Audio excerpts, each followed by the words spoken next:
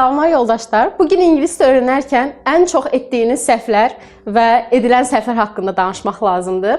Gəlin Duolingo'da doğru bilinən yanlışlar haqqında danışaq. 3 doğru bilinən yanlış var ki, bunlar tələbələr arasında hər zaman müzakirə olunur və bəziləri razılaşır, bəziləri razılaşmır.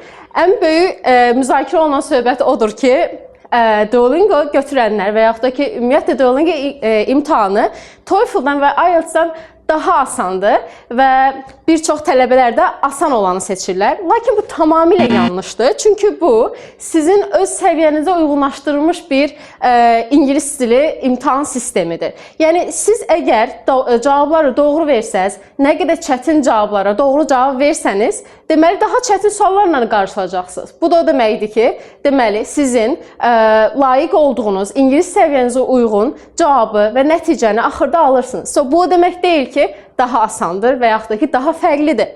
Digər mifimiz nədir?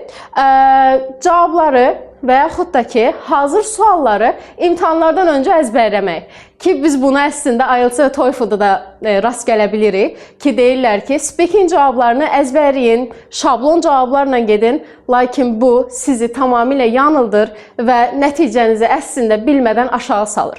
Niyə? Çünki burada Duolingo imtahanı adaptiv, yəni dəyişkən olduğu üçün, sizin ingilis dil bazanıza uyğunlaşdırıldığı üçün hər imtahan şəxsləşdirilmiş imtahandır və hər imtahanda olan suallar, verilən cavablar tamamilə fərqlidir.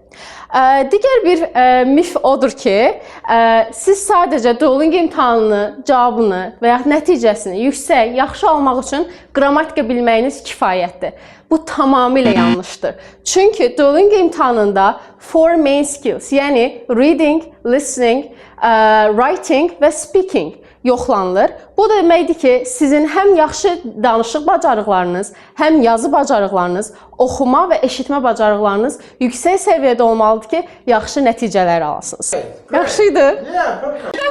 Adaptivin Azərbaycancasını tapa bilmədim. Adaptiv nə ola bilər?